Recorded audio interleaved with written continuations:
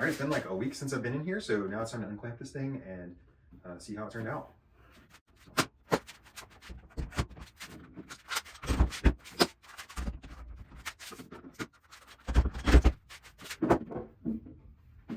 Got a couple of little minor gaps, but the tendons should be good in there, and there's some glue spill out that we'll need to clean up with sandpaper, and just give it a light sanding all over, and then I'll put some finish on it, and it will be ready to go. All right, so I got these pencil lines that I want to erase, and then in some places I had some bad glue drips, so if you can see on the inside here, I just want to make sure I get all of that off. I'll probably take the bulk of this off with a chisel, but I do want to sand it up a little bit. And then on the backrest, you can see I've got my mid and lower kind of pencil line marks, and so I want to make sure that those are sanded well and ready to go. But then we'll put some finish on it and it'll be good.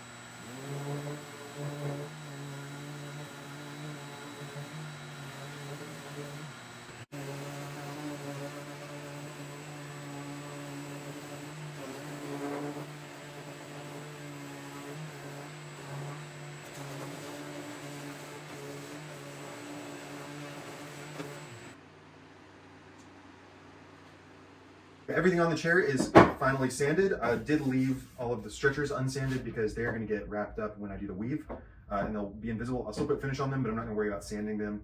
And so the only thing I want to do before we finish and put finish on it is to add a little bit of a tilt to the seat. So we're going to take half an inch off of the back legs just to make the chair recline a tiny bit. So that's what's next, and I'll show you how I do that. So here I have my chair on my table saw, which is pretty level, and I just put the front legs on a 1/2 inch sheet of plywood. And what I'm going to do is take another sheet of 1/2 inch plywood and use that to mark all the way around where I need to cut it off.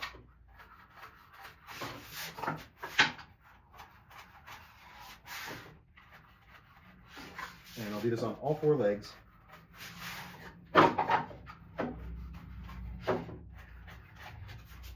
And on the front legs, I'll keep them on the plywood and just move it around so I can get to the legs effectively.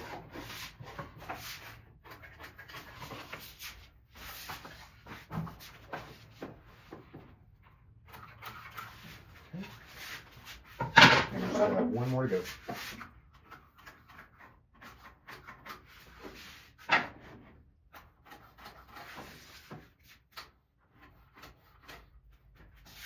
All right, so you can see on the front, I'm just nibbling off a little bit off of those front legs. And then on the back here, you see that top line is where I'm going to cut off. So that will get me the right angle, but it'll also take off a decent chunk so that the chair reclines a little bit. So here's the line I'm cutting, and I've got the chair just clamped down to the bench so that it doesn't move on us. I'll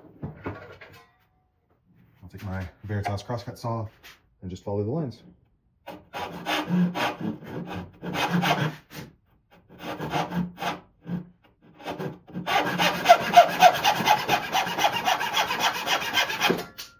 There we go. That's 1 foot done. And all I want to do with that is I want to make sure I round that off a little bit to prevent tear out.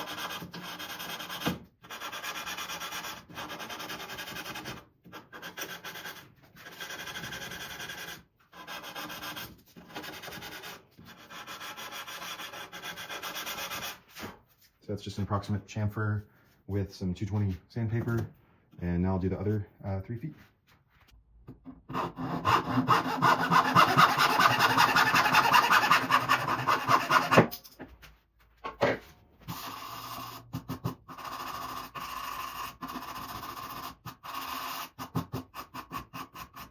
There we go.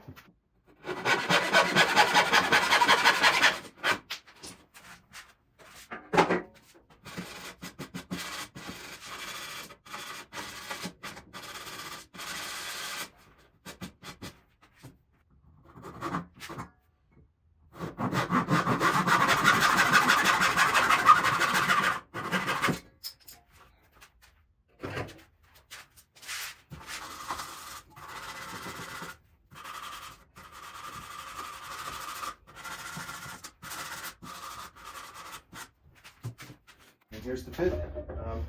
Maybe not all perfectly flush on the floor, but they do not wobble. No wobble to the chair, so that's good. And so now we are ready to go put some finish on it. So now it's time to put our finish on it, and that's the last step before we do the weave and call this chair complete.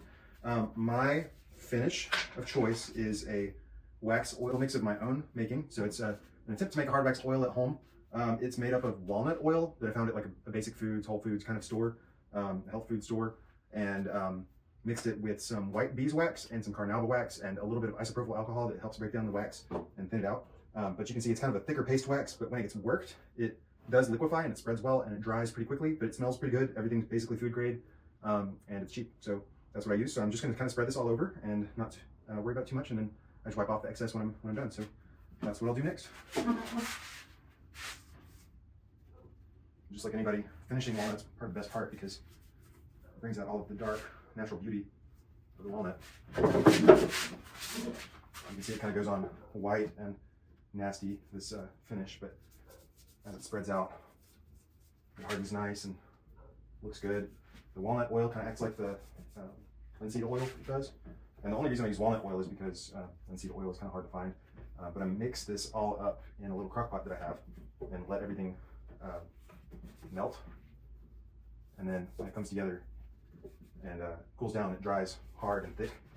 And kind of nice that it's still workable even though it's so thick. And then that means that as some of those solvents, namely the alcohol, evaporates out and the walnut oil starts to dry, which it is a drying oil, just like linseed oil, it goes even harder, even though it's already solid at room temperature. So I know it's going to work well for, finishing. It won't stay liquid on it for very long.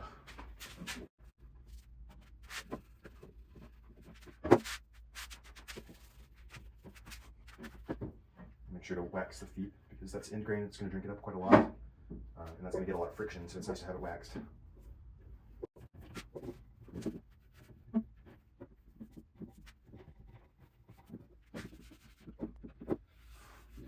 And I'll probably give this a few days to cure before I start the weaving process. It'll be safe to handle tomorrow, but it'd be nice for the finish to cure a little bit before I start messing with it too much.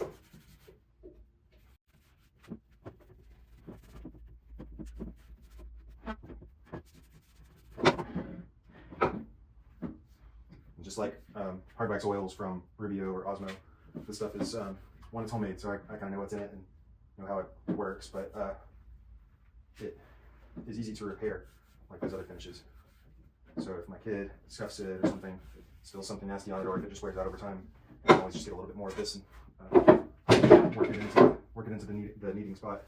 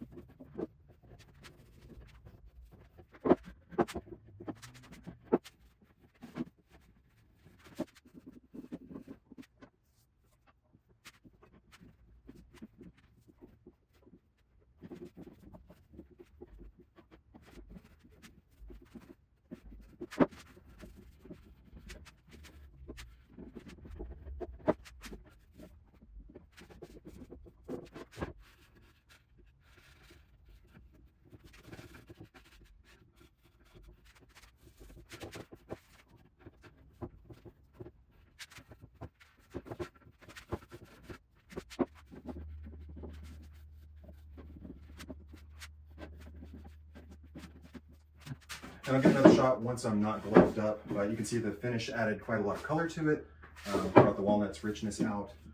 Just that's what oil does. But now it's kind of got a thick coat of that oil wax mixture on it. And so I'm gonna get some paper towels and just wipe it off and polish it out a little bit, and that'll be it. And I'll leave it to sit for a little bit. And if there are any other dry spots later on, I'll just come back and add some more finish. And I just use plain paper towel. Blue shop rags are nice too, but more expensive.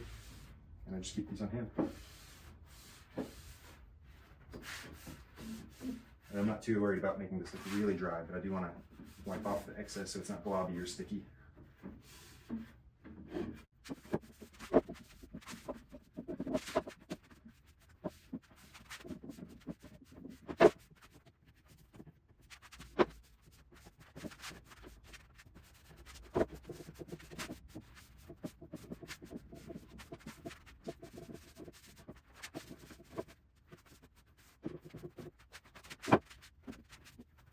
And here is the finished chair. Look how nice that walnut grain color came out. It's beautiful. Backrests look really nice, and it's a nice matte finish. And loving the back leg. I should have tried feeling how comfortable it was with that extra recline added to it. But next up, we just need to weave the seat.